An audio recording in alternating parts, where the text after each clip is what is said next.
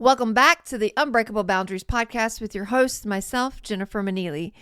Now, this is going to be the episode where we talk about what does it look like when someone is willing to go to rehab and what is their experience like in that. Now, the last episode, remember, we talked about what it looks like when someone's not willing to go to rehab and what their experience is.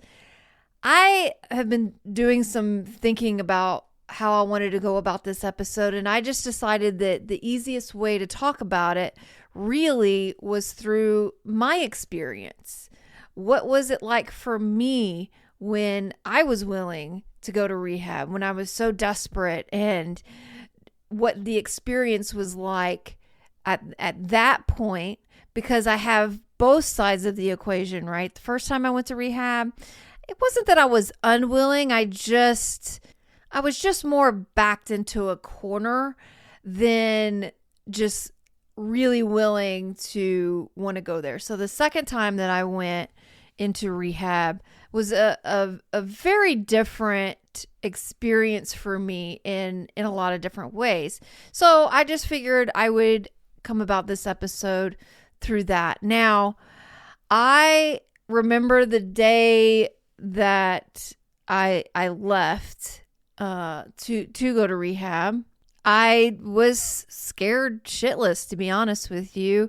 I didn't know if I really wanted to be clean, but I was desperate enough to kind of just maybe give it another shot. And it wasn't that I didn't know if I wanted to be clean or not. It was more like I didn't know if I wanted to be alive or not.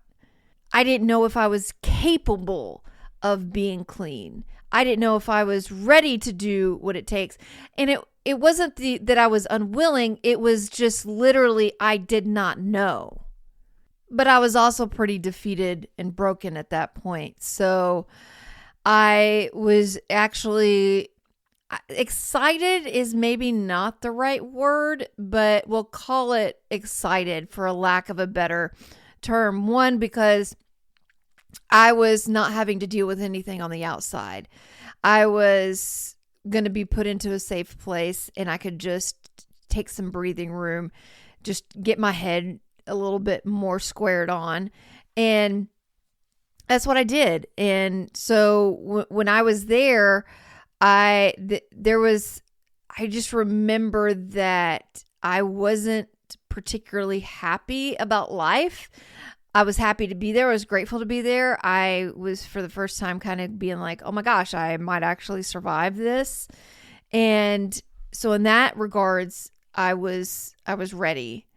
Now, there was a situation, and this is, unique to my situation, but it is something that influenced me and what my journey was. But I remember, talking with my mom, and because this was the second time and there was just a lot going on, my mom actually wanted me to go to a different rehab than the one that I was in. The one that I was in was, it was a rehab that was run by addicts for addicts. So there was not like any sort of therapy or nursing staff or any of those kinds of things.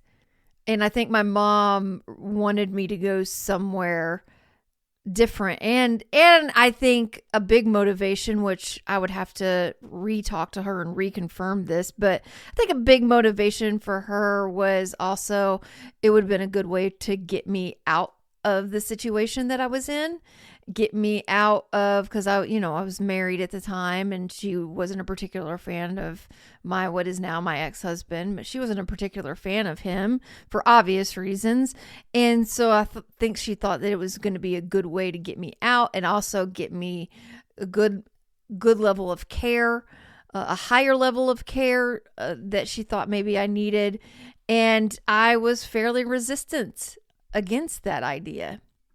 To her, that was some red flags with me being resistant. Plus, it was one of the first times I think I ever remember saying no to her. So we got into it a little bit. My motivation for staying was a little bit differently. One, because I was pretty intertwined into everything. It wasn't that I felt like I had to stay and I wanted to stay in a bad situation or anything. I was looking at it more like I can't keep running away from my problems, and I really feel like I needed to start facing things.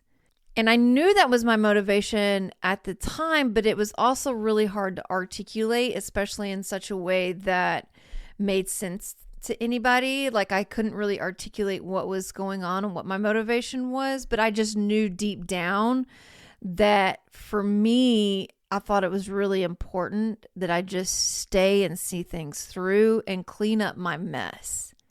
And believe me, shit was messy. And I bring up that really important piece of all of this to say that sometimes the red flags and the green flags aren't always very clear.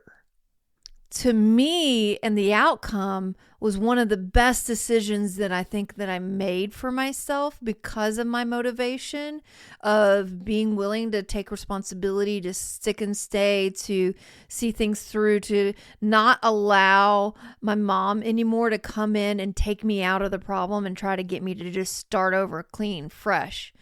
Because that's kind of what it was to me at the time, is like, oh, here's mom coming in to swoop me out, and I didn't want to do that. For someone else, though, depending on what the motivation was, that very thing could have been a red flag. So the green flags and red flags in this period of time, it's a pretty hard to decipher because we don't always know how things are going to play out. Now, I will say during this time period as well, I was also very emotional basket case. I'm not sure that anybody really believed at that time, including myself, if I was going to make it or not. I mean, my brain was so far gone from all of the drugs that I was having a hard time forming complete sentences. I was a mess, really. Every little thing would kind of trigger me into some sort of emotions. I was pretty upset and angry all the time, but not at any particular person. Like I wasn't trying to take my anger out on other people, but deep inside I just felt like I had this tension inside that just wouldn't go away. And in the rehab that I was in, we had to do chores and stuff, and sometimes I would just go around the whole facility just sweeping like crazy, just trying to burn some of that excess energy because I had a hard time sitting still. It was hard for me to really reflect on anything. And I think that's maybe part of the reason why I was so angry, is the best word I can come up with on that. I just couldn't process at that time to face the level of destruction that I had caused in my life, and the person that I had become was really hard to embrace at that moment. And that is something that a lot of people are struggling with when they are in rehab, is all of a sudden having, taking the drugs away and having to actually face the person that we had become. And it's really kind of unrecognizable, even for us, is the things that we had to do to stay high. It's a pretty traumatic experience for everyone involved. And now we're having to go through this really hard period of time without drugs, and it doesn't feel very good. So every little thing is going to kind of upset us, to trigger us. We don't know how to live life. We're still trying to figure out how to let go of even some of the lifestyle stuff, because the lifestyle is very addicting as well. And I know that sounds very counterintuitive, but there's a big grieving process that happens, especially when we're in rehab. And it's really, really hard when it's actually something that we want to do and we want to stay clean because it's a very scary period of our life, because I don't think anybody knows if they're gonna actually stay clean or not. When someone doesn't want to be in rehab, it's almost a little bit easier to suck it up and do what you got to do to get out of there, because you know you're going to go back to the familiar ground. You know you're going to go back to doing what you want to do when you get out of there, when you're able to escape, and you start trying to figure out, like, you're going to learn how to hide it a little bit better so people don't try to put you back there, right? But when you want to be there, it's almost scarier, because that means that when you leave out of there, you're going to have to deal with a whole new life. A life that you don't know how to live, and be a person that you don't know how to be. It's terrifying. And you're having to do all of this without the very thing that's helped you cope with life for this long. And it seems impossible. I say this and I share, kind of my story and some of the challenges that we face while we're in rehab, because I want to reiterate and acknowledge that either way you go, this time period is a little messy for everybody. This isn't just we go to rehab and then we are magically fixed and cured and everything is okay. And now we can just pick up where we left off, and all of the dreams that we put down, we can just pick them right back up and move on with our lives. It can't be like that. The first 6 months of recovery, and I know we're talking about rehab, but I just want to kind of say this. The first 6 months of recovery, I think we're all a little bipolar. We got our big ups, we got our big downs. When we go to the doctor and we describe what we're feeling, I think we're all diagnosed bipolar. But really all it is early recovery. I'm not saying that there aren't some people that legitimately do have bipolar. I'm just saying that if things seem a little messy for a little while, that is a perfectly normal thing. It should be a little messy for a little while, to be honest with you. They are going to still act sometimes like a little 10-year-old kid, because their executive functioning is, we almost have to go back to where our emotional growth got stunted and then learn how to grow up from that point. In rehab, yes, you might see glimpses of them getting better, and a lot of what you're also going to see is glimpses of their 10-year-old self continuing to stay present, because they haven't learned how to be a grown-up yet. Now, because either way you look at it, whether they want to be there, whether they don't want to be there, either way, this time period is really messy. And this is why it is extremely important that you, as a family member, gets help for themselves as well.